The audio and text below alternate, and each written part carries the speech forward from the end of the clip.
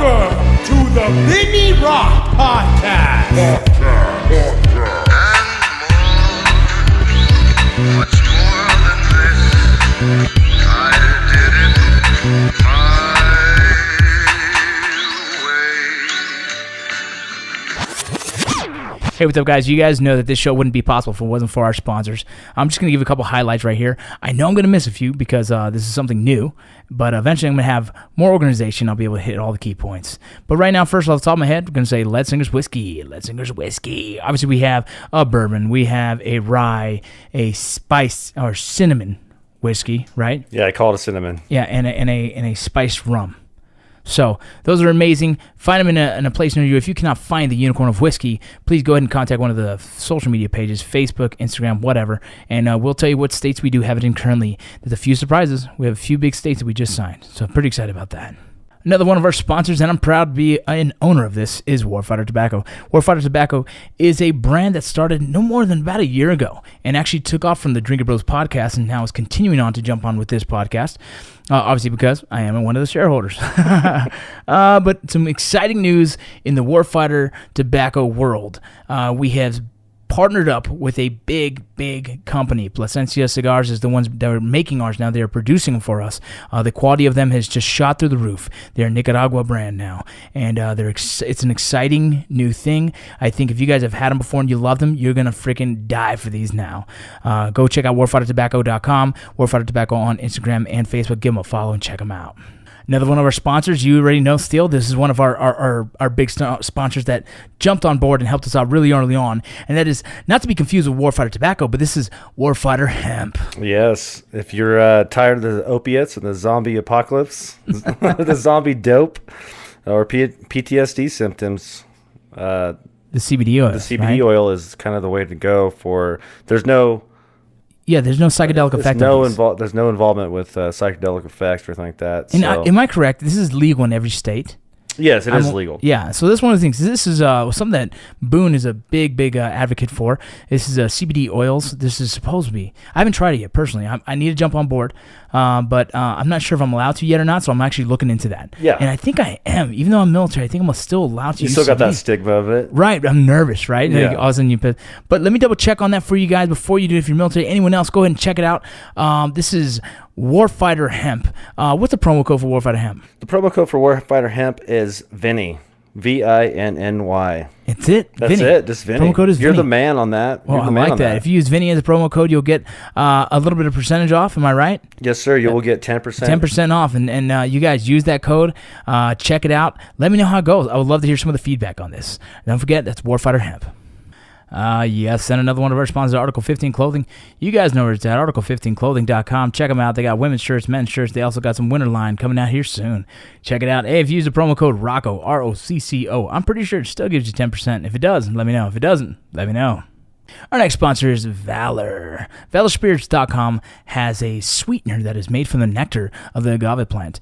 These guys are two combat veterans, one Marine, one Army, are now just living a life trying to make a business and make it happen. I'm very excited to have these guys on board. If you guys want to check their product, you can find it on Amazon. If you're going to use the promo code, there's the only way you can get it on Amazon. You can use the promo code called Vinny Roc, and that's capital V, capital R, okay? So check them out. That's Valor. It's not an artificial. It's an actual sweetener. The actual sweetener. Yeah, it's an actual sweetener, and it's good.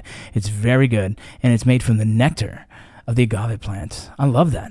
It's you put it in my coffee. Do you? Yeah, it's good. You fucking sweet ass bitch. All right, guys, go check them out. Record. Wow.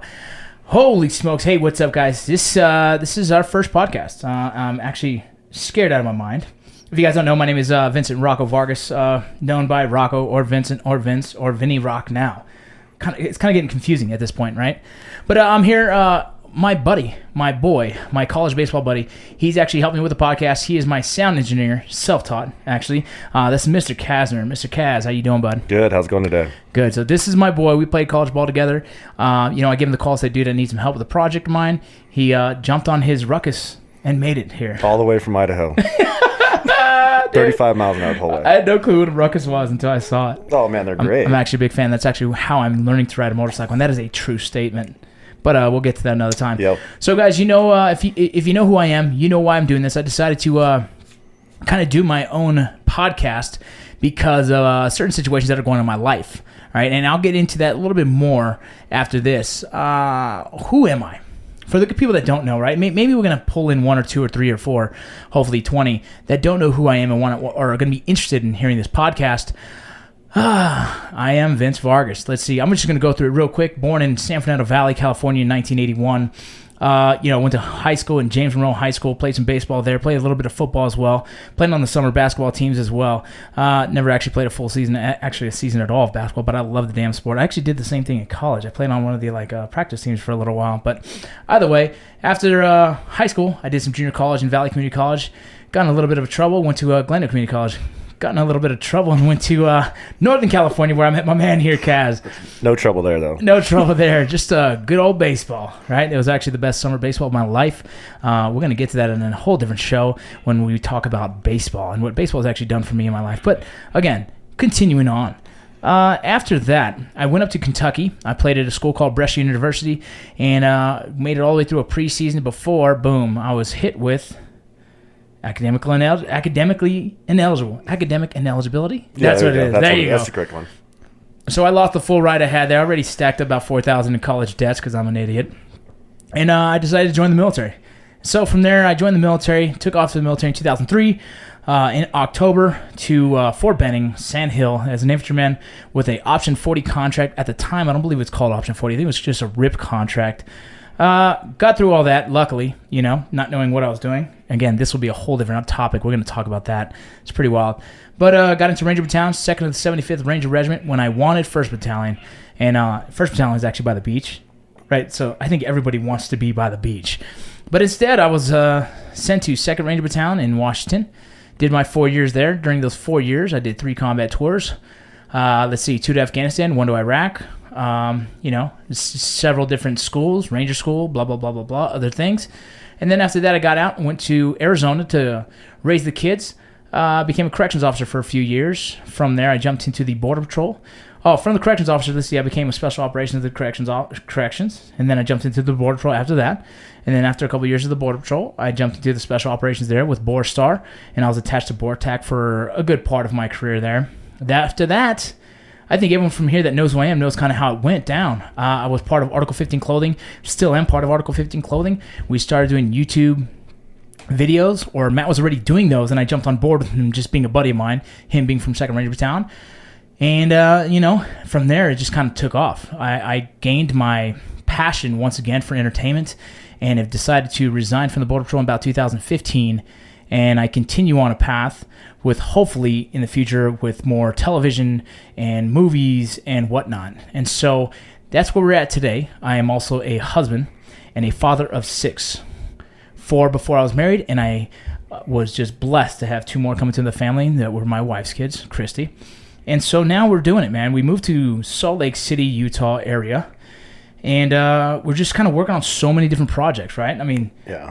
Like Steele's down Mr. Kasner, he's down here, helped me with so much crap. It's insane. I started doing the whole entrepreneur thing, and I learned so much. I sat back and watched and learned from some of the greats, some of the badasses out there in the industry, guys like Matt Best, like guys like Evan Hafer, guys like Jared Taylor. I mean, we can continue, Nick Palmachano, all these guys that were kind of business mentors of mine. And recently, a guy named Luke Webster, which you guys will have a whole show to Luke Webster and understanding what Luke has created. He's one of those guys that's turned a $8, $9 web domain into a multi-million-dollar brand. And so... And just so you guys know, you're going to hear things. You're going to hear probably dogs in the background. You're going to hear kids running around. Why is that? Because I built the set in my garage. Me and Kasner, we were in here for about 4 days. A couple other drinking bros joined in, and we created the set that you see behind in some of the videos that you'll see me posting. And so we decided to make it happen, man. This podcast, why did I decide to do a podcast? I think that's what we should get onto, right? Yeah, let's get to the nitty gritty of that. Nitty gritty. Why do it? So I was part of the Drinking Bros podcast, which I love. You know what I mean? That's one of mine and Jared's and Matt's and Ross's brainchild, and we decided to create something fun for the community. I'm a longtime listener of Joe Rogan, and I love the podcast world. I really do. And so, the content on the Drinking Bros, if you guys are listeners and longtime listeners of the Drinking Bros, you know how it gets. It gets pretty wild and crazy. And as much as I love that space, I have to kind of protect my brand, my personal brand. I got to protect it because the direction that I'm trying to go is a little bit more mainstream. And when you go mainstream, you got to really watch what you do. I mean, I'm telling you, when I'm able to discuss more in detail, you'll understand what I'm talking about. I just kind of have to keep my mouth closed for a little bit longer. And eventually you'll hear some of the crazy, exciting news that's going on in my world. And this is why I had to step back, take a break from the Drinker Bros podcast. But don't worry, you'll see me on there from time to time when we're going to talk about MMA or we're going to talk about other things. There's times where I will be back on the podcast when I can find the time. But instead, I decided to make my own podcast. I wanted a place where I can give my opinions. I wanted a place where I can talk about what I want to talk about for the people that do follow me, understanding like I'm a big-time family man. I'm a big-time speaker for the veteran community about positivity, about transitioning and finding yourself again. And so this is kind of one of those things. You're going to hear a lot about my life, a lot of the things that I fucked up, a lot of the things that I still can't fucking get right, and a lot of things that I'm getting right. And so you're talking to a guy who has now 6 kids, who's raised the kids by himself for a little while. I've gone through 2 divorces, and I'm currently on my 3rd marriage. Not ashamed. Not ashamed. This is the life that we take. We all have our routes. And right now, currently, I'm in a position where I'm loving life. I'm loving the way things are going. And it's one of those perseverance, right? Like we talked about in baseball. Like baseball is one of those sports, I believe, it's where I got a lot of my, resiliency. Yeah, right? It'll beat you down. Exactly. Good. And that's kind of life. Life is going to beat you down, And so since for all these years, my life has been kind of beating me down right now. I think all the years of building that resilience, living a life of a lot of failure, I've been able to bounce back, and see the positives and see the light at the end of the tunnel. And so I'm going to continue on with that, and I'll be speaking on some of these topics later on in further episodes. So, right, still? Is that yeah, I mean, you're going to have a lot of topics here to go on here. I'm trying to. Yeah. Super nervous about it all, though. You're feeling a little bit nervous? Super nervous. This is I usually have my boys to back me up. And so, like, those guys, we kind of banter to how we do. And, and now it's just me. And I feel like all eyes and all ears on me. And so you want to make sure you do it right. It's good to be a little transparent about it. They'll let them know you're a little nervous, but you'll be fine. It's one of those things where, no matter how scared I am, it doesn't stop me from making the effort, right? I'm gonna attempt to fucking do it, and if I fuck it up, well, then I'll just do it again. Yeah, you can give it 100%. That's all you gotta do, man. All right, man. So there's a lot. I mean, there's so many things I can talk about. This one, let's just shoot off the hip from the beginning. Who I am. Yeah. Yeah. Let's just. What do you feel like talking about right now? Anything. It doesn't matter. I think one of the most important things in my life is kids. Yeah. How about that? We can just talk about the kids, Got great kids, by the way. Yeah. Well, I've only seen the good side to them so far. Yeah, they're raised hard. Yeah. I was talking about that the other day, man. I was like, they're raised hard. Like, I think one of the things is each kid, and this is what I learned in leadership as well. Like, let's just jump into Ranger School is where I learned a lot about leadership, and they call it a leadership school. And I wouldn't necessarily say it's a leadership school if you don't take it that way, right? It's more of a suck fest. Like, it sucks balls, freaking not eating, not sleeping, carrying a lot of weight for a long period of time, and depending on everyone around you to do the right thing. That's exactly what Ranger School is the fact that I have to depend on the guy to the left and right of me to do his job, and it doesn't always happen. And it's not just for like a week long or a couple day thing. You're in there for a little while, aren't you? It's about 63 days, 64 days, I believe. Give me a second. Let me take a sip of this Lead Singer's whiskey. Hold on. Get it on. Damn, that's good. I haven't sat down and had a drink of Lead Singer's in a couple days, so. I actually haven't seen you drink it that often. Maybe like once or twice. Yeah. I mean, we have several bottles here. You can see them in the background. We have several bottles of whiskey here, but I try not to drink too much. I'm actually, the whole heart thing, which that's a whole different subject of my health, and when we get into fitness and blah, blah, blah. But like I was saying, Ranger School is a place where I sucked, man. As in, like, I was feeling the most doubts. But at the same time, I started to understand what leadership meant. And in my opinion, what leadership meant, I think everyone is different, right? The way we're all raised is different. The way my father raised me is different than the way father raised you, and the way, you know what I mean? And so when I learned that everyone has a different leadership style that works for them, and I was able to kind of grasp that, right? And I think the only way you know how someone reacts to a leadership style is by getting to know them. And so I got to know my buddies. One of my closest buddies is Smallwood. Smallwood was the guy that pretty much saved my life in Ranger School.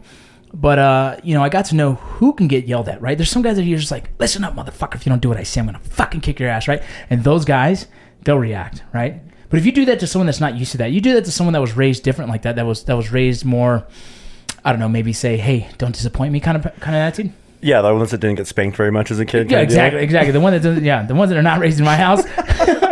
Well, those are the ones that they shut down. They shut down when you yell at them like that, right? Because they just don't know how to react to. Like, how do you react to that when someone just yells at you? Like, well, me personally, that's how I was raised. My dad he'd raise his voice. He would discipline us when we were wrong, and he'd praise us when we were right. And that's something that I try to reciprocate as well with my kids. Maybe a little bit more fun, because my dad was just kind of a very hardworking dude, but his person didn't shine too much until he was older. I think it was just the stresses of trying to raise a family, man, trying to work your ass off for it, Well, you were telling me when you were younger, your dad didn't ever change any of your guys' diapers or anything like that. Yeah, well, it's a different time. Yeah. Right? Like, it's a different time where, like, that to him was feminine. It wasn't like, he was just the old school mentality. And I don't blame him at all. It's however his father as well was around and how he showed him. And it's just that very masculine way of, the men doesn't do things that women should. And so I don't necessarily believe in that, right? That's just not who I am personally, but that's how how I was raised now. Yeah. And so, like, when I was in range school, I was able to learn these guys and kind of like, listen, man, I fucking need your help today. Like, don't disappoint me. And these guys would do their work, right? And then you got the other guys who were like, I'd had to be like, listen, motherfucker, I'm going to beat the fuck out of you. I swear to you, if you don't fucking wake your ass up and do the goddamn mission, right? And so, you would be surprised that you can get a lot of motivation out of these guys once you know how to lead them. And with that being said, I have 6 kids. Yeah, there's a lot of them. Yeah, and all 6 have a different personality. They do, like, quite a bit. It's insane. And so how do I lead each of them? I have to know them, right? I know what makes them tick. I know what motivates them. And this is without my own personal, I guess, beliefs pushed upon them, right? Like, when I say that, like, I have a daughter that wants to wrestle. Well, she doesn't want to wrestle anymore, but I'm kind of pushing the thought, like, I think she needs to wrestle. And this goes into a whole crazy argument that I'm still having with my wife about, but I know what makes them tick. I pay attention to them to enough that knows when they're upset, what hurt their feelings, anything. And so I know, like let's just go down the line. We'll just go down. My oldest one, her name is Belle. She's the very mature. She's kind of the leader of the pack. She's fun personality and everything, but I know she is very quiet with her emotions. She will not express herself very much. And so I have to kind of pick and choose. I have to dig a little bit with her to identify, like, what's the underlying reason why she's upset right now. You kind of have to, like, really ask her a lot of questions. Or? Yeah, I have to dig. Yeah. I have to get her in a really comfortable zone for her to finally give up what's going on. You know what I mean? Like, like a boy issue or whatever the case, right? And so it takes some working with that girl, right? Then let's go to the one next. It's just in order from oldest to youngest. Then you got Star. Star wears her emotions on her sleeve. That girl, she will cry when she sees a dog crying. She'll laugh. She's the craziest, funniest person. She's just a very explosive personality, fun girl, but also a fighter's heart. And what it reminds me of is my father. And just knowing, as in the fighting heart, you know what I'm saying? But, like, just knowing her, I know I have to tread lightly on certain subjects. I know I have to approach things in a certain way, like this whole wrestling thing. Like, I told her, I was like, listen, you don't realize how talented you are. And with that being said, I won't allow you to quit because you're scared. Right? Yeah, you can't let your kids quit just because they're scared. Right, and so I won't let her quit because she's scared. I won't let her quit because she thinks she's terrible when she lost to the number 5, 5th place kid in the state by 1 point. Yeah, and she's not wrestling girls. She's wrestling other boys. And, she will be wrestling girls this year, though. Yeah, but yeah, so it's like one of those things where I know I need to talk to her different. Then you got Hunter. Hunter is a whole different being for me because I am kind of more of the masculine side of a dude, but I have those natural now emotions where I do cry for, like, father-daughter movies and kid stuff. And there's things that I do. It triggers that little emotional side of me. Well, it happens with age. Like, when you get older, you start crying. It's like humanity, like, oh my God, it's so beautiful. Like, Homeward Bound is still one of the saddest endings of all time. Oh, dude, when I watched Southpaw, I think I cried 3 times out of sadness and then once out of, like, excitement.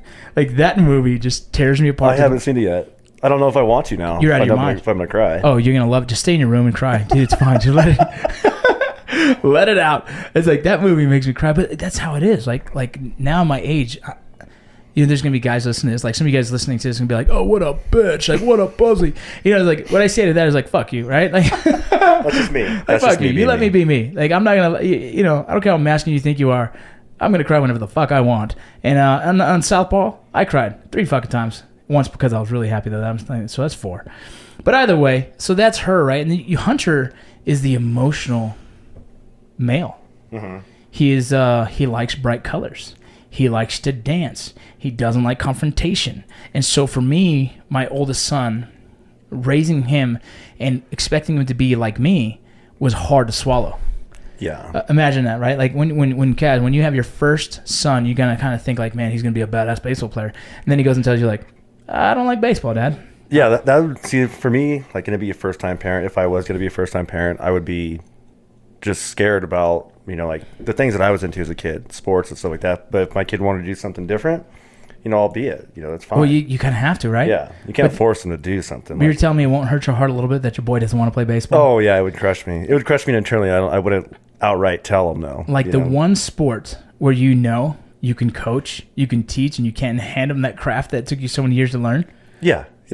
That's exactly. And so Hunter plays baseball, but it's not a passion of his. He's more into, he says dance. He wants to be a singer and a dancer one day. And so, oh, well, I guess we'll let him be a singer and a dancer.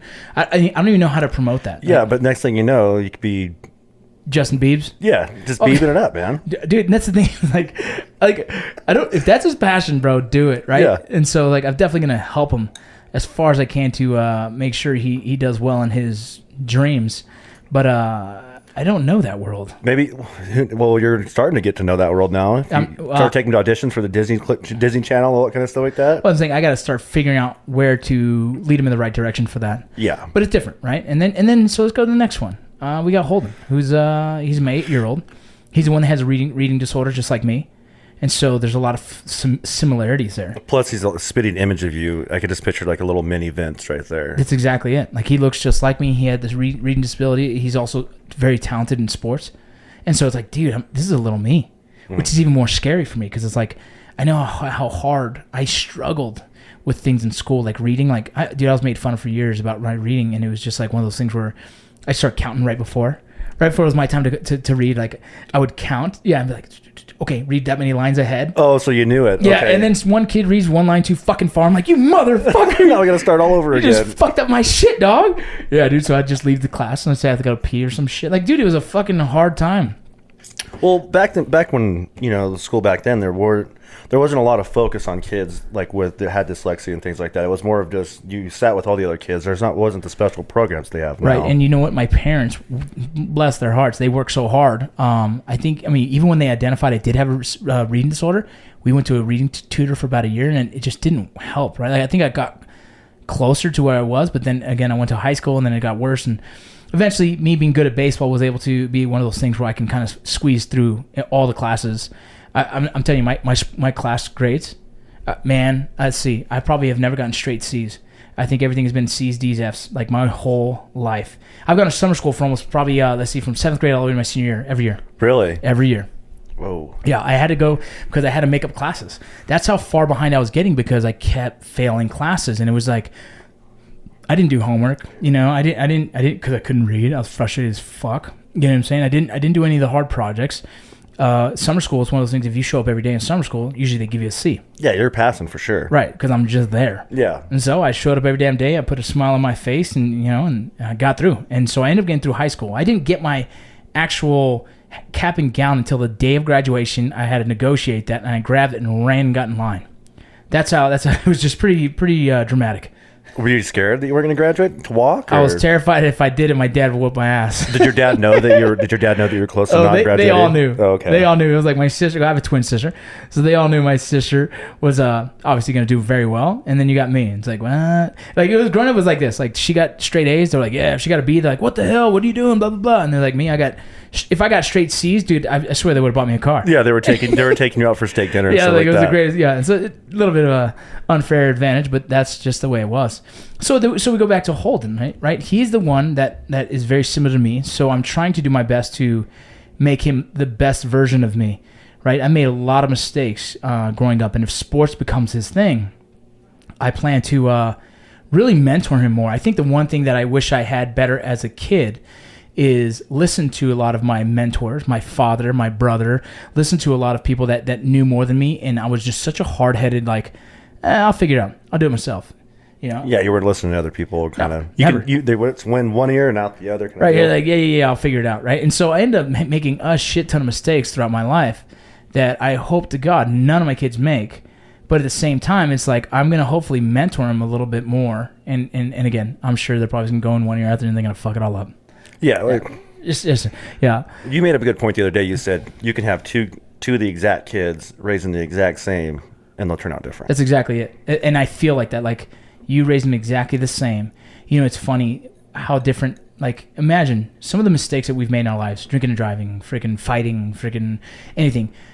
If you ever got caught, right? Say you knocked someone out and they died, your life's changed. Yeah, forever. I mean, you're forever. I've been in so many street fights. Like if any of those people died, I was screwed. Yeah, you're not talking just juvie time.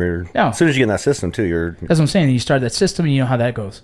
And at the same time, it's like drinking and driving. You know the times I drank and drive as a kid? Like just being as a kid? Yeah, as a 16, 17-year-old, 18-year-old kid. Yeah. Like crazy. I know it's stupid as hell. I mean, I just didn't know that. Yeah. But that's how stupid it was. Yeah. Like I was 16 years old in high school drinking with some of the varsity guys, and they're like, "Oh, you're an animal." I'm like, "Yeah, I'm an animal." You know? Just like, I'm cool. I'm cool. Yeah, I'm cool as fuck. I could down 3 tequilas because because those are the only ones that tasted good to me. You didn't acquire the taste for whiskey or just regular beer yet. No, dude, I was the dude that was like drinking Zimas and tequilas, bro, because like I'm like, oh, it doesn't taste good.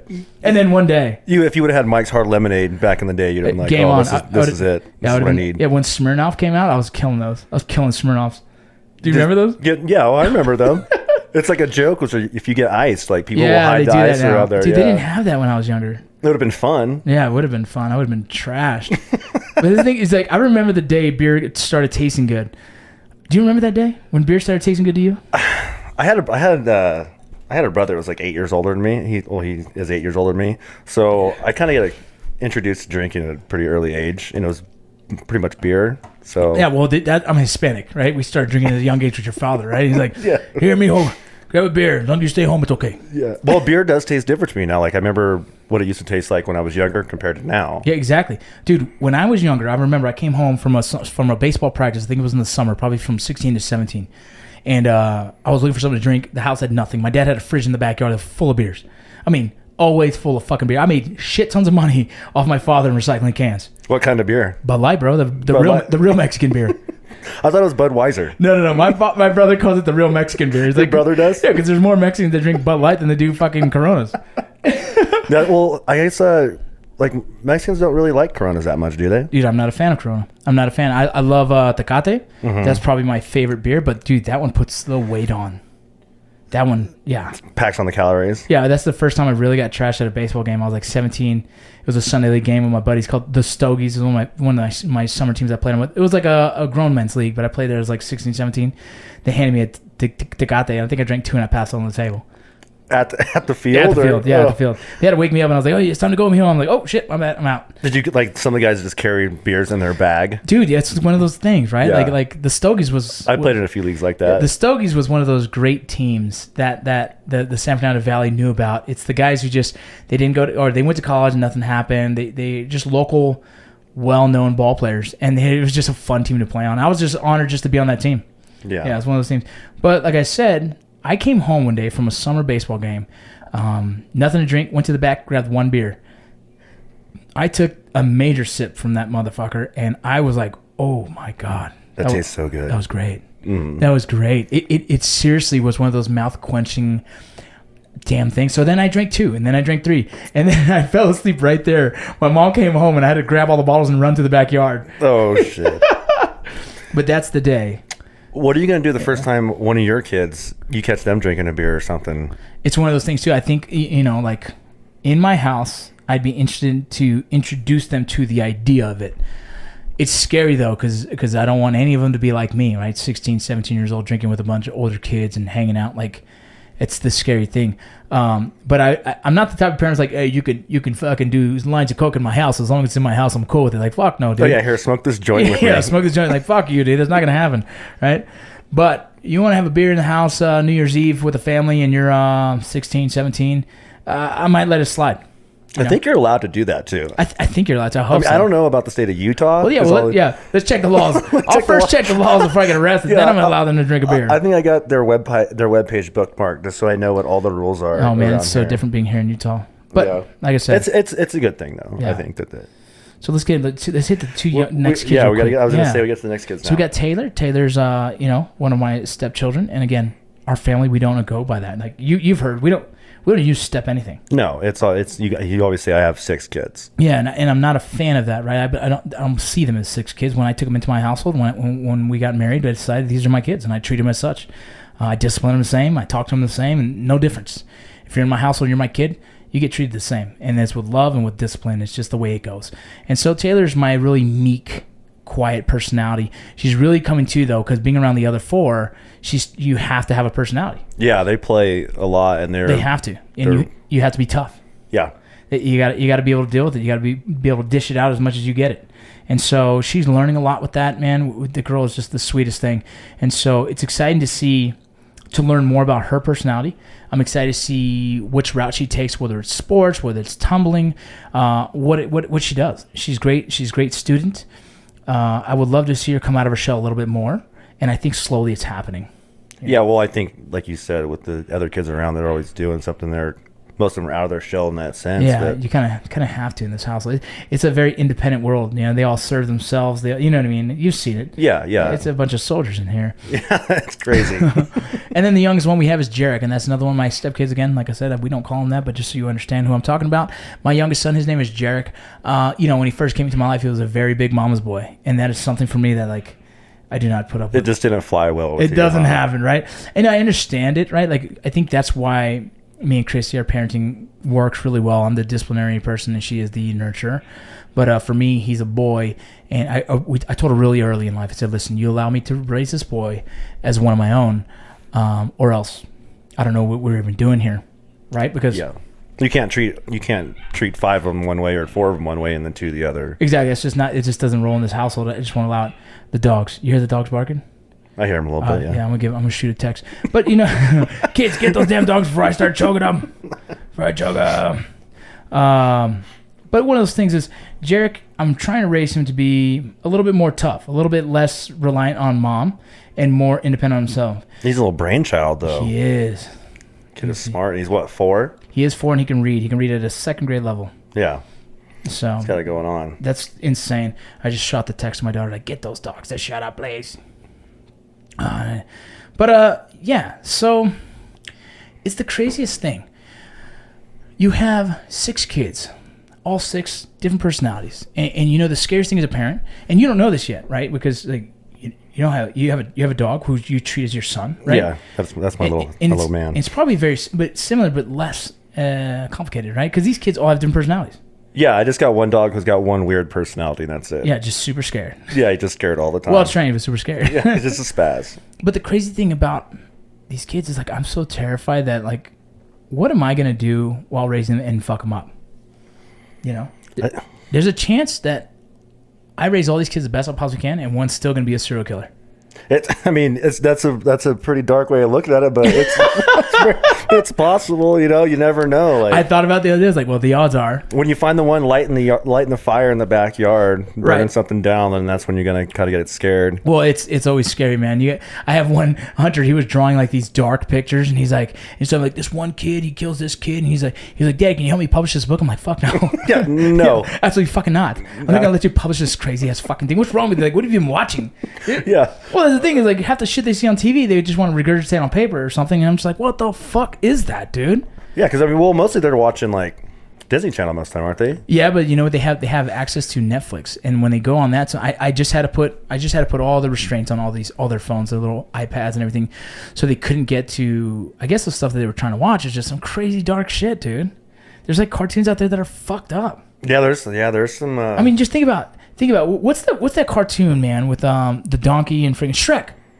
Yeah, dude, there's more sexual innuendos in that fucking movie than a regular fucking adult film. Well, that's what they do nowadays. They make those cartoons for adults, so the adults can watch them 100 times or 1,000 times with their kid, And they have to keep the parents entertained at least a little bit. Yeah, man, but like that was just crazy to me. I think that was too much.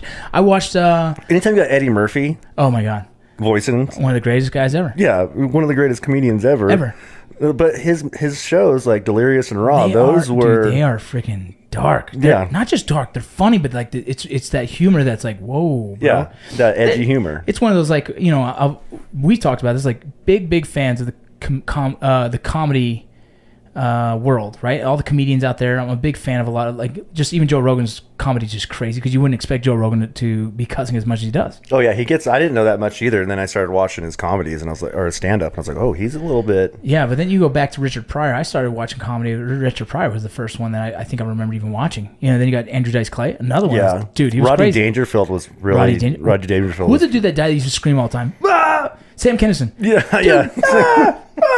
Yeah, dude, that guy was fucking awesome, dude. Yeah, he's crazy. I want to do stand-up comedy. I think you got to do it. I mean, so yeah, I know you've got some stuff probably written down. Dude, I've been writing shit for stand-up comedy for about 5 years now. I have a full-on page of shit. I have a 45-minute set. 45 minutes? 45-minute set. Like I've been writing for that. You're almost ready for your HBO special. That's exactly what I was gonna say. I've been writing for the HBO special for so long. I'm actually ready for it. And I've done it once. I've told you about this. Yeah. You told me that you've it's somewhere out there with man, what you said. I hope it never Somebody might have it. I hope it never comes to life. I know the one guy that actually probably has it too. Oh man, I'm nervous. Well, here. Let me. So you guys are listening, so you guys don't know. I think it was about 12. Probably 2012, 2013. I was in El Paso with my buddy. He was an old Ranger buddy of mine. His name John Kupitz. Awesome dude. Love you, buddy. I'll have to give you a call here soon. But sitting there, we're drinking with him. He invited a couple of his buddies, and we went to this open mic night. And it was by chance. We were just looking for a place to drink beers that's just cool, right? Yeah. And so then we drank those Dogfish ones. There's like 9% beers. Oh yeah, those will fill you up and they'll get you a little bit tipsy. Yeah, we threw about 3 of those back real quick, and this is after we've already did the starter at Twin Peaks. The beers. Twin Peaks is like the Eastern Hooters thing, right? Isn't it? Kind of, dude. But you know why I love Twin Peaks, and I keep having to convince Christy about this. I convince her all the time. Like, I love Twin Peaks because those beers are so fucking cold. Yeah, dude, they show up with ice in the motherfuckers, bro. Yeah, nice frosted mug. It's the best fucking place to drink a beer. But so then we started there, went to this place. I believe it's called Coconut something. I don't know, Coconut Joe's or some shit, whatever it is. But we showed up and it was open mic night, and it was called Positive Sexuality. Yeah, you got to talk about sexual stuff, huh? Yeah, and so positive sex, but it's got to be positive. It's got to be positive. None of this degrading yeah, sexuality. You can't put anyone down. And so my buddies were like, "Dude, I bet you wouldn't do it." And I was like, "I'm already drunk. Let's fucking do it, right?" And so, but the thing is, if you guys know me, if you guys are listening, you know who I am. I don't go fucking half-ass at anything. Not one bit. Not one fucking bit. Like if I'm gonna go up there, I'm gonna try and fucking win the show, right? I'm gonna try and be the best motherfucker there is. And so I sat there I had about 15 minutes to prepare. Well, I didn't know. My buddy went up there and paid extra for me to be first. Yeah, So it just burns you. Yeah, that's like when it's not even your birthday and somebody tells at the restaurant that it's your birthday. Yeah, and they make you sit on a saddle and start fucking singing or some shit. Yeah, take a picture, hold a sign. Exactly, and so that's what they did. So they said I was first. I sat there and thought about like a positive sexuality, and I wasn't sure how to do it, and so I did it. I just knew this. I knew that there's a beginning, a middle, and end. I've been listening to comedy for so long. I knew there was a beginning, a starter, the middle that's funny, and close it with something maybe that bring it back from the first joke. Right? Yeah. And so that's kind of the format I used, and I did it, and that's it. It doesn't exist anymore. It's out there somewhere. Do you remember any of it? Oh, I do. But it just can't be said. Yeah, here. it's just too much. I talked about the first time I've ever masturbated, right? Yeah. And like how scared I was. It was just scary. And just a scary experience. I don't think a lot of kids were thinking that was like a scary experience.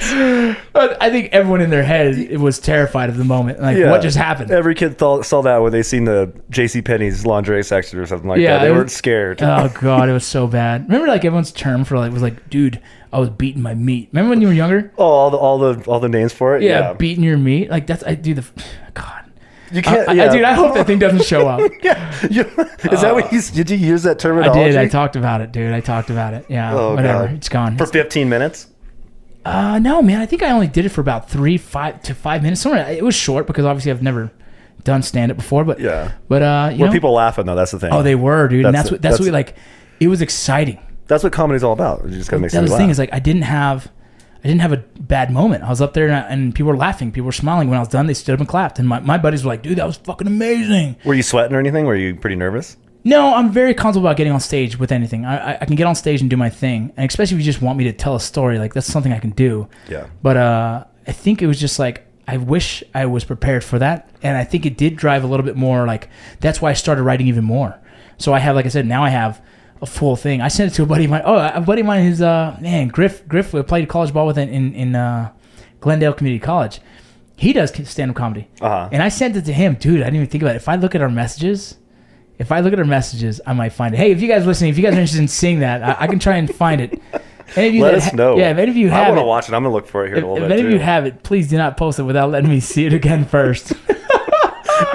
A little bit tipsy, just saying whatever you. It was bad. You probably think it was a lot cleaner than what it was, kind of thing. I don't know, but I tell you this: what we need to do, we need to go do an open mic. We need to go do an open mic. Yeah, me and you. I'm down to do it. Would you go up there? I'd go up there. No, you would? Yeah, I'd do it. Dude, I'm ready. I mean, I'd be a little more nervous and stuff than you, but that's fine. Why are you trying to do like some Abbott and Costello kind of skit? Or? No. I don't think it works well with a two-person unless you really prepare that. I have so much written already. It's just I think it'd be a little bit more confidence if we both bombed. It wouldn't feel so bad. I think I'd have to go before you in case I bombed, and then you can go up and kind of save it. Make me look really good. Make it look really good for you. Yeah, but if you go up there and do really well, then I'm like, oh shit. Yeah, I'm gonna look at you and be like, you should have gone first. Oh fuck. Well, hey, if any of you guys are listening, you guys live in the Salt Lake area, let me know if you guys know any open mics, because we need to start looking at those. I think we need to do it. Yeah, I'm sure Salt Lake's got to have there's got to be some comedy store. Yeah, one of my buddies actually, Jamie Keller. Yeah, Jamie Keller just performed here. I think about 2 months ago. I mean, I don't know if we're gonna be able to get into like the Laugh Factory if it's here or I anything hope. crazy No, like that. I ain't ready for all that, dude. I've seen a couple buddies go up there and bomb. I think every comedian bombs at least once. Well, I've heard the community of stand-up is a very depressed culture. Yeah, you see a lot of them that that are into like heavy drinking or drugs or I don't know, man. You got to almost be a little bit of a depressed person to come up with some of the jokes that are out there, and you know what I mean? I love it. I think it's so awesome. I think the act of making someone laugh is probably one of the most therapeutic things that we have. Yeah, laughter is the most therapeutic thing you can do, and if you can make somebody do it, exactly, it's gonna make you feel good, right? And oh God, man, I think that's why Article 15 was so successful. I think that's why Matt Best was able to have these viral videos, because he was able to find a subject that was relatable and find the humor in that subject and make fun of himself or ourselves for the community to laugh at. Yeah, you got to have a little bit of humility to Yeah, exactly. And so I think that's why it was so successful. And so it's crazy. And now look at us, from that till now I'm here with my own fucking podcast, hanging out. Those YouTube videos are good though, like the ones you guys They're do. great. Like that Bitch I Operate, song you guys that's did? one of my favorite things. It's great. Yeah, that one and Tactical. Tactical is one of my other favorites, man. I think it's fucking amazing. I gotta check it out. I haven't seen that one yet. Oh, Tactical is cool because, well, if you know the tactical community, we just shit on a few people, but at the same time, we just kind of laugh at ourselves for being tactical douchey dudes, man. That's what you just go out there and shoot, and it's just it's a funny community, and I love the community because it's us. But we were able to make fun of ourselves, step back and make fun of yourself. I think that's one of the most important things you have to do in life. Did you ever get into like the 3-gun competition? I haven't. I'm actually thinking about messing with it because another buddy of mine, he is a big time advocate for that, and he believes it's just better for your shooting. It just makes you a better shot. So what are the 3 guns? It's a dude, you're talking assault rifle, pistol, yeah, and I think it's like shotgun or something like that. Yeah, I think it's an AR. I think it's a pistol of some sort, and I think it's a shotgun. But again, I don't know. Yeah, I don't know. We'll have to look. I have my guns I have around the house, and just for personal protection, I don't shoot as much as I wish I did. But I'm still pretty confident with it. I'm not the greatest shot of a pistol. I'm not either. I'm pretty good with a rifle, but here's the craziest thing. Probably like I said, I've failed a lot of shit in my life, like a lot of shit, and shit that I'm like not proud of. I'm definitely embarrassed about, but it is what it is, right? I went to a shooting course for the Border Patrol and failed. Really? Oh my God! Like miserably or just miserably? No, it wasn't miserably. I lost. It was by 3 points, but I mean, even if you were that close, that's pretty miserable. Were they like, shooting a pistol? You were in the military, an dude, Army Ranger. That was the thing. And they're like, dude, that's something that's over my head every fucking day, dude. Like, oh, you can't shoot a pistol? God, I thought you were an Army Ranger. Like, bitch, I don't shoot a pistol in the Rangers. Yeah. In Ranger Battalion, I don't shoot a fucking pistol. Like, I shot a fucking M4, and I was pretty good. But that doesn't correlate to a fucking pistol, which there's a lot more mistakes in pistols. There's a lot more room for error with a pistol. And so it's like, it took me years to get over that fucking, they wanted to send me back. I'm like, nope. Not doing it. Like, Not doing it. No. You're not going to see this motherfucker fail twice. Yeah. So like problem for me is when I'm shooting the pistol with like two eyes open, I get that real bad double vision, you know, and I guess everybody in a sense does. Fuck, I don't even know how to fix that. Don't even, I'm not taking gun tips from the guy that failed his pistol course. That's exactly like but I went on to practice a lot more, and I started getting to using a Glock, and so now I just use Glocks, right? Because the Border Patrol used to give us what is it? An HKP 2000, that's what it was. And it was fucking different. The trigger squeeze on that was different. And there's no excuses. I just fucking sucked. No, right? I'm not trying to make excuses right now, but I should have passed. I remember I knew I was close. I knew I threw a few rounds, and I was like, oh my God. So I started getting in my head. And then it was a mag change, and when I went to grab the mag, shoom, that motherfucker flew. It went out of my hands, just like went like 10 feet away, and I was like, "Oh fuck!" You're just pointing your pistol everywhere, looking for the gun, I was like, looking for the bag. I just kind of like gave up. I was like, "All right, I fucked up. Oh well, I'll do it the second time." And he was like, "You failed twice, you're done." So the second time, I fucking failed, and so one bullet strike, I believe, was 3 points if you got it in the center, something like that. And I remember I missed it by 3, and so they sat there and counted. They counted. They looked behind it. They looked in front of it, and I'm like, oh fuck, it's that close. But now they're starting to look behind the fucking target and look for, like, maybe they're counting wrong, because they gave me the benefit of the doubt. They wanted me to pass. They were really good instructors, but I fucking bombed it, dude. And so I came home to my special operations team in the Border Patrol, and they were just like, what the fuck, dude? They already knew about it. Yeah, they knew. It was embarrassing. I didn't even call them. I was like, fuck it, they know already. Like, just I'm gonna go home and drink a couple beers. I'm gonna sit on this one for a while. I'm gonna get fucking trashed, dude. You know, like, if anyone knows me, like, throughout my military career, I've gotten like leadership awards and fucking honor graduates, and I've always done really well in courses. It's kind of where I shine, right? It seems like I seem to turn it on at the hardest times. And so for me to fail that, for me, was like, dude, am I getting old? Like, what am I doing wrong? Like, I questioned my fucking life, dude. I questioned everything. I was pissed. And it took me a while to bounce back from that, because it's embarrassing, dude. It's like, and I think the one best thing about embarrassment was I was able to just like own up to it. And like, people are like, dude, did you fail? Like, yeah, fuck yeah, dude. I fucking fucked up. Failing is never good. Like, I mean, it's something that you can't, it's hard to swallow. It's just, well, dude, it's funny. Like, we're talking about the kids. I feel like there's so many people these days that raise their kids thinking it's okay to fucking fail. Oh, I hate that consolation trophy that every kid gets, just because the participation trophy. The participation award, right? And then some places even cut trophies out, period, because they don't want to make some kids feel bad. Everyone's a winner. Yeah, everybody's a winner. Fuck out of no, they're not. No, they didn't win a single freaking game this year. They're not. Yeah, they fucking suck, and they need practice. Yeah, they all they gotta do is work harder. Well, dude, that's the thing. When people start raising their kids like that, it's like, oh, this is exactly why I'm making Starla wrestle one more season. It's because, like, oh, because it's hard? I don't give a fuck. Like, it's hard? What the fuck does that even mean? Like, yeah, it's wrestling. It's like one of the hardest sports you can play, or you can compete in, I should say. You don't really play it, you compete in it. It's one of the hardest fucking, yeah, and you're good. Yeah. So you're going to fucking do it again. And like, you know what? And after this season, if she decides it's just not for her, I'll believe her. But I'll more believe her when I see her get on that mat and just give up. Well, you said also like Hunter, he's not going to play baseball. He's going to do hockey now. Right, exactly. Because he just doesn't want it. Like, he doesn't show up to the game and give his all and then just say, hey, Dad, I don't like it. No, he shows up and just doesn't want it. Yeah. Right? And that's fine. Okay, it's not your sport. No big deal. Starla shows up and fights so fucking hard that the boys are like telling their dads, like, Dad, I don't want to wrestle her. She's really tough. She's a feisty girl. She's a fucking fighter. Yeah. And so if you don't like something, dude, you think you're going to sit there and fucking like just fight back? Like, fuck no. Like, I think she would lay down.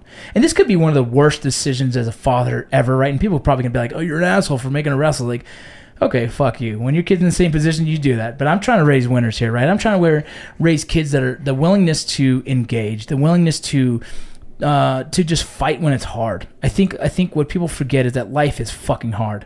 Yeah, you're not going to get any sympathy in life. Exactly. Life is fucking hard, right? And if you let your fucking kids quit because they say it's hard, not because it's not in their heart, because she fights like hell, right? Not because it's just not a passion of theirs, but if they quit only because it's hard, I think it's fucking wrong.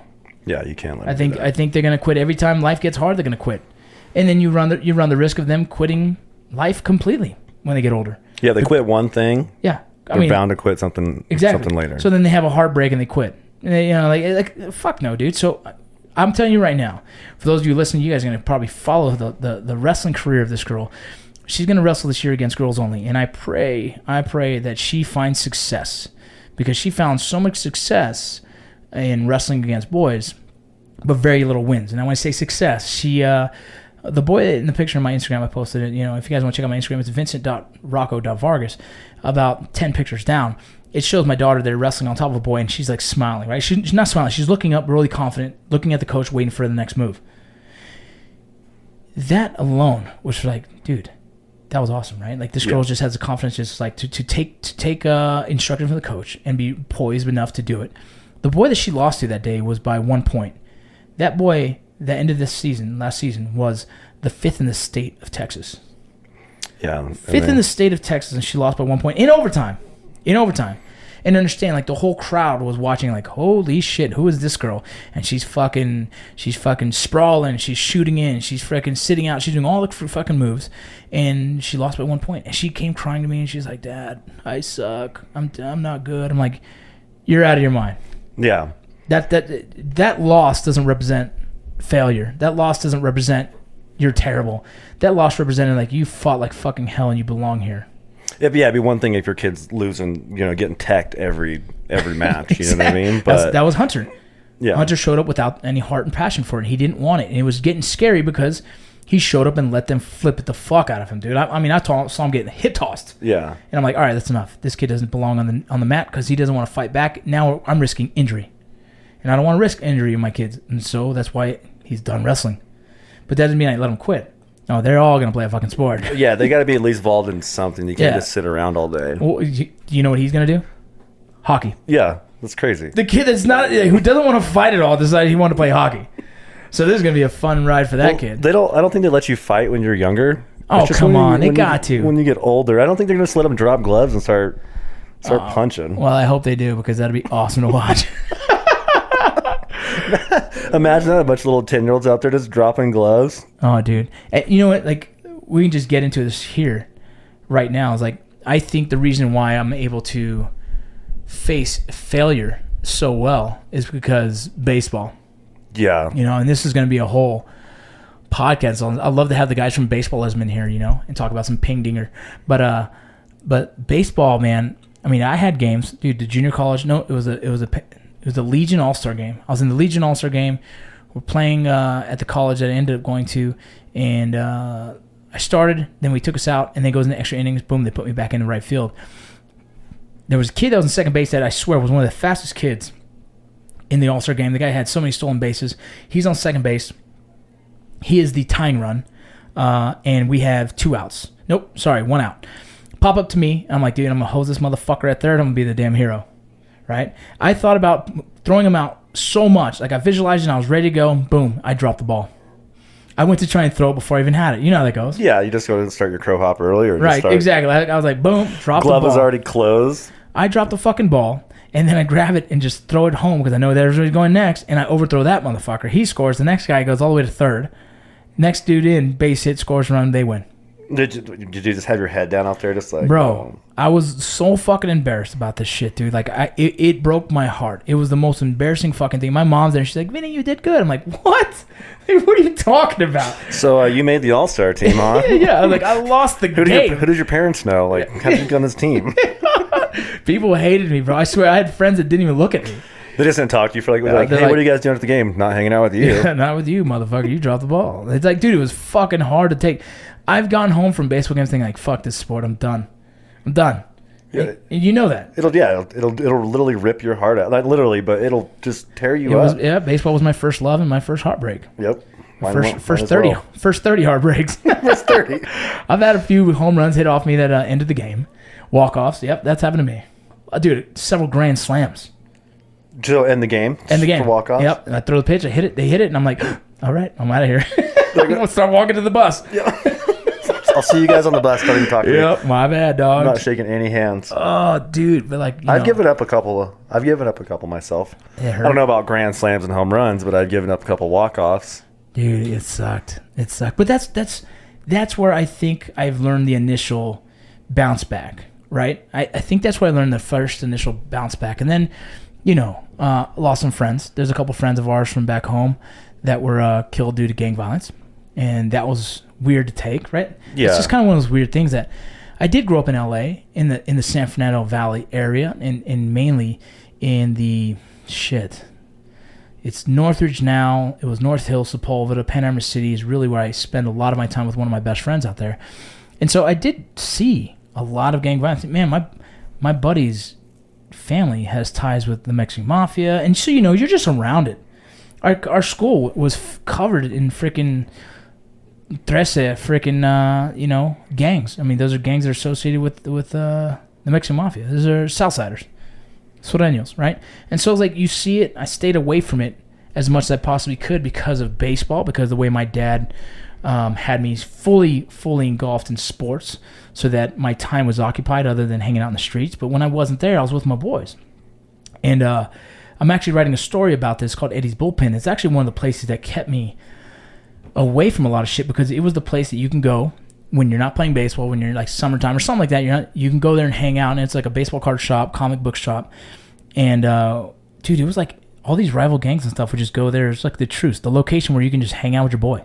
Yeah, they were all right with it. Didn't matter. It was like you showed there was Bloods there was Crips there was freaking all the different Sureño gangs you could think of in the Panorama City area. But when you go there, it was just focused, dedicated to sports. Like we played on we played on a basketball team. We played on a freaking flag football team. We played on a baseball team.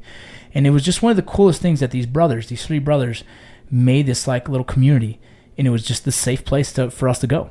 It was over there in Panorama City, man, and which is, if anyone listening knows Panorama City, man, dude, I'd be at my boy's house and there would be a drive-by, right? I knew what gunfire was before I joined the military. I knew what it sounds like when it comes close. There was bars on every window, kind of deal. Well, it's not even that. There wasn't bars. It was just like, and it wasn't even considered a hood, right? Like there's the hood. I've seen some hoods.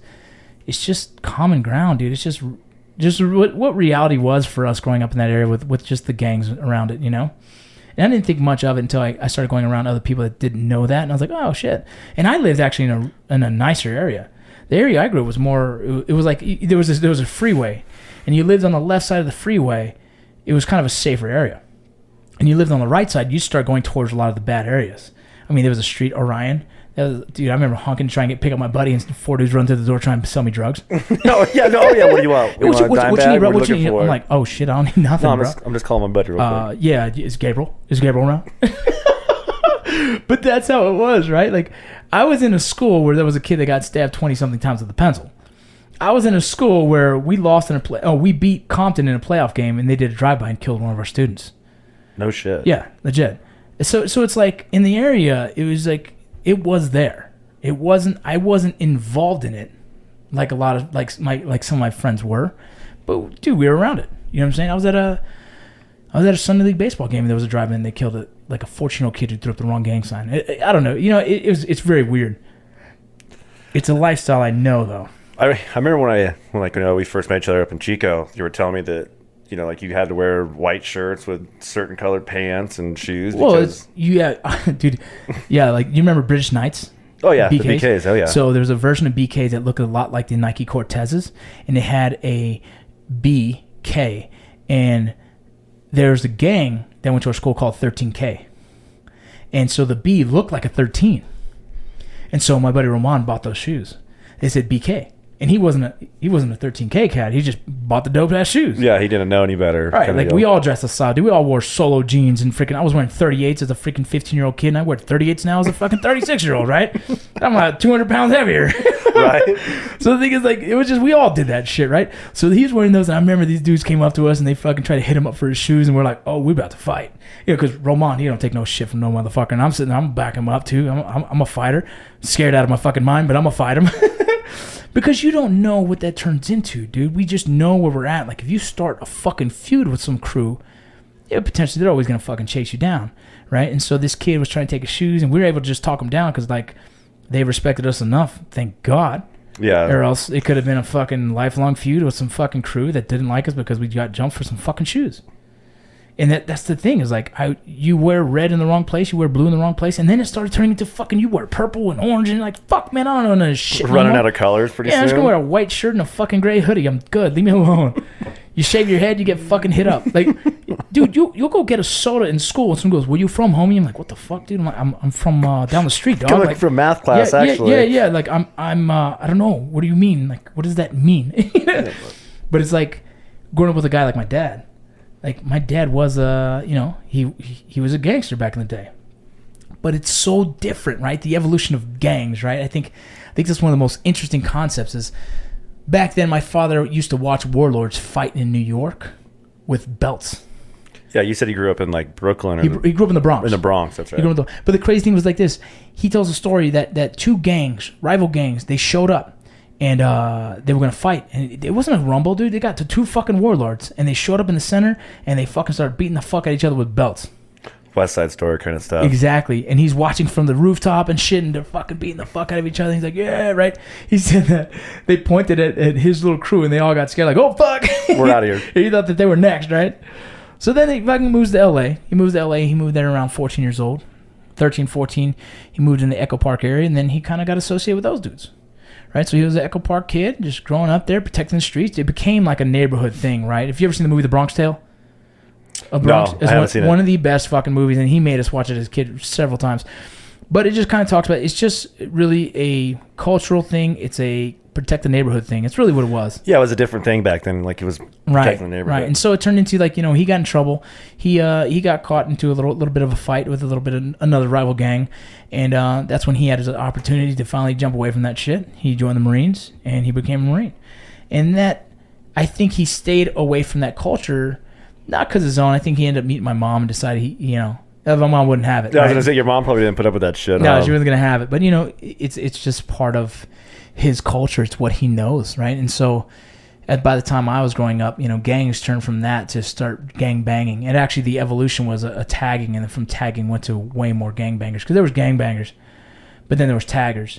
And then by the time I was getting to high school, there was kind of they kind of bridged that gap where taggers started gang banging as well. And so like everyone at school was some kind of fucking association of somebody, right? And so you just kind of stayed away from that, right? And we were around it. We had friends. You know what I mean? Like I have friends that are named Stomps. You know what I mean? What was your tagger name? I don't have a tagger name. You don't have a tagger name? No. If you did, what would it be? Well, dude, they all called me Goat as a kid. Oh, that's right. Remember? That's right. Yeah. So that's actually how you met me. Yeah, that's what's up? Goat. I'm Vince. Yeah. I'm Vince, but you can call me Goat. I was thinking like, everyone called me Goat. what am I going to call you the Goat for? Yeah. Oh, this is just my nickname. It's just my nickname. Oh, it's just people call me Goat. I don't know, dude. Yeah. So like, it just evolved, and now I think gangs in LA has kind of toned down a little bit. There's still that culture. It's still. I think it's always going to be there, but yeah, it's just kind of crazy. Growing up in San Fernando Valley, man, it was weird. Yeah, I got my first experience of it. Not any experience of it, but I went down to visit you a few years, 10 years ago. Yeah. Down there. It was kind of it was a little different. It is different. It is, and some of my friends, they're different. You know what I mean? Yeah. I have both sides of it. I have a buddy that's in prison right now, and man, he's a solid dude. And I won't mention his name just for the fact that I don't want to cause any problems for him. Yeah. But we grew up since we were about 5, playing t-ball together growing up. I went and kept playing baseball in high school. He started doing the tagging. Then from tagging, he transitioned to a gang. He got arrested a few times in high school. And once you're associated, then all of a sudden you start pinning you for a longer term. So he ended up getting his first sentence, I believe it was like 7 years. But here's the crazy thing. He is a Spanish guy. Like his father looks Mexican. His mother looks Irish. But he has the Irish skin to the T. Oh. Right. And so he went to prison and he had to house up with one of the white gangs. And you know how prisons are, right? Like you have to associate with your kind for some kind of protection, right? You just fall in line. And so he started running with them, and eventually, years down the road, he's at, man, I can't even tell you how many years he's at now. He's probably around 17 years now. 17 years in, and he's fully, white ganged up. And I won't even mention what he's affiliated with or anything like that. But he came home. He got home for a couple days. He went about 6 months and then going back in. You know how that goes. Yeah, it's a vicious cycle. You can't dude. even, that you walk into a bar or you hang out, you're seen with somebody that you're not supposed to be seen with. You're going back. Yeah, it's a wicked cycle. And so he ended up going back recently. But it's crazy. Like, we took a picture together, and it's just like, this dude had to house up with the whites, and he is like half Spanish. Mm-hmm. And he's one of my closest friends. Like, I'm his best friend. He got out of prison. I was the first guy to go and grab him. I'm like, let's go get a beer. Which wasn't the best night. He ended up throwing up that night. I'm getting wild. Yeah. It's better than Pruno, man. Oh, Pruno. This stuff's... If anyone lives and doesn't know what Pruno is, it's a prison-made hooch, which is actually... smells amazing sometimes. There's some guys that are in that are like known for being the Pruno guys, aren't there? Dude, there's guys that are known for everything. There's a guy that knows how to bake a cake for a birthday. There's a guy... Yeah, you were telling me something about that. He just got all the ingredients. Yeah, there's guys that know how to bake a cake for a birthday. There's guys that know how to cook make tamales out of freaking Fritos. You know what I mean? There's guys that that do electrical shit so they can make a tattoo gun. There's guys for everything, right? It's kind of like me. I always know a guy. I know. Yeah, but I know a guy. Yeah, but I know a guy. And so, no, dude, it's one of the coolest damn things. But I don't know. I think we let this run pretty long. Oh yeah, what are we at now? I think we're at an hour, just an hour. That ain't bad. That's not bad. Yeah. Dude, so just so you guys know, we plan to talk about all kinds of different subjects. This one was really kind of the introduction to the podcast, a little bit about me. If you guys have any questions, please hit us up on social media. It's Vinny Roc. Hit up the Instagram, Vinny Roc. Hit up the Facebook, Vinny Roc. Hit up the Twitter, Vinny Roc Podcast. Hit me up on my own social media, vincent.rocco.vargas. Man, I think this show will be successful as the following, right? And so if you guys are interested to hear about stories, you want to talk about something, you're having trouble with your kids, you have trouble about business. I plan to talk about here in the near future about business. I talk about the family. I talk about fitness and some of my struggles with fitness, and this is an ongoing thing. Health. I have some heart issues that I'll explain and get to you. There's so many different subjects that I want to tackle. Veteran transition is probably going to be the next one. I think I'll talk about that on the next episode. Again, if you guys have anything you want to talk about, any notes from this podcast that you want to spout on, and anything you want me to regurgitate, you let me know. I'm here for you, man. This is my podcast. This is my podcast for you. It's telling my story, all the failures and trials and tribulations of my life. And if you guys can benefit and not make the same mistakes I did, well, then fuck it. So be it. I hope you guys enjoyed it. One of these days we'll have a guest. I think our first guest is going to be Matt Best, one of my closest longtime friends and also business partners. But again, that's it from me and Kasner. Thank you. Yep. I hope you guys enjoyed it. Please hit us up on social media. All right, take care. I did it